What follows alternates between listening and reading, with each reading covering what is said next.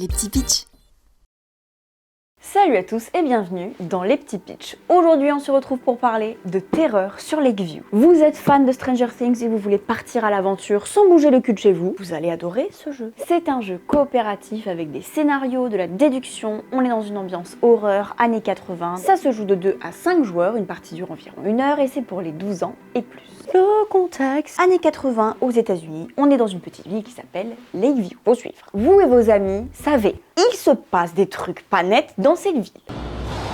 Vous avez entendu des choses, vous avez vu des choses, mais personne ne vous croit. Du moins, pas les adultes. Dis-moi pas que c'est pas vrai! Ces boomers sont trop occupés à avoir de la merde dans les yeux pour voir qu'un monstre d'une autre dimension a débarqué dans leur ville. Denis Brognard. Ah! Bonus, un de vos potes s'est fait kidnapper par le fameux monstre. Bonne ambiance. L'un d'entre vous incarnera le gamin perdu. Emprisonné dans un des bâtiments de la ville, il va essayer de donner des indices sur sa localisation. Par la pensée.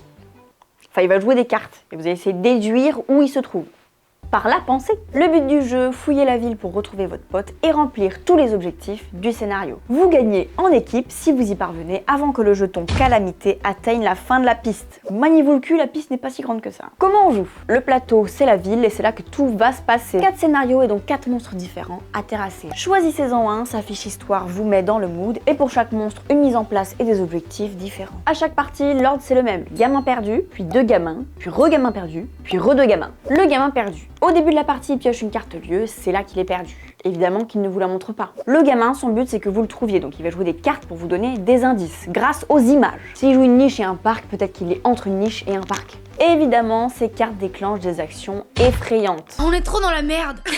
Le monstre va se déplacer vers le gamin le plus proche, l'attaquer potentiellement, et les fédéraux vont faire des rondes. Si les méchants chopent les gamins, on avance le jeton Calamité, et c'est exactement ce qu'on ne veut pas. Donc le gamin perdu doit donner des indices sur sa localisation, tout en faisant attention aux menaces qu'il balance. Si le gamin il vous joue une carte hyper dangereuse qui vous fout dans la sauce, bah c'est que c'est un d'indice sur là où il est. Après le tour du gamin perdu, 2 gamins pas perdus vont jouer leur tour. Au début de la partie, choisissez votre bécane, donc du vélo au skate en passant par le fauteuil roulant. Vous démarrez aussi avec un objet de base qui va vous aider dans votre aventure. Les Goonies, Flash.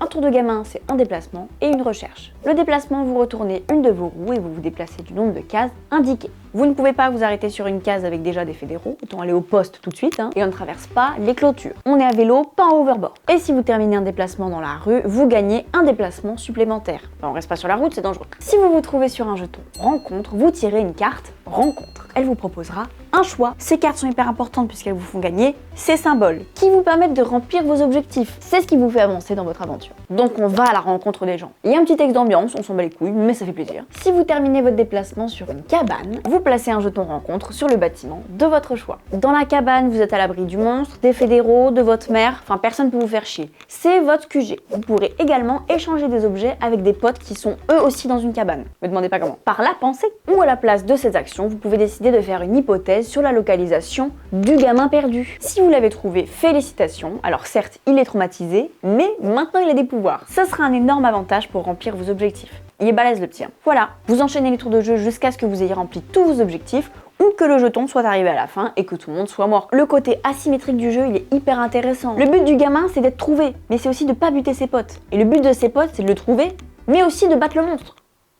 Chacun son problème, hein. Les fédéraux vont aussi faire avancer la piste de Calamité quand ils auront fait un tour complet de la ville, donc ça amène une notion temporelle. Comme tout jeu coopératif, il faut communiquer, enfin sauf si vous êtes perdu, vous ne parlez à personne. Toutes les cartes elles sont drôles, c'est plein de clins d'œil aux classiques des années 80, hyper immersif, chaque scénario ça vous met dans une ambiance différente, c'est pas la même tension, et le matériel évolue aussi. Bref, ne passez pas à côté, c'est vraiment le moyen de partir à l'aventure dans son canapé. Voilà, c'est tout pour Terreur sur Lakeview, j'espère que ça vous a plu et que ça vous aura peut-être donné envie de tester le jeu.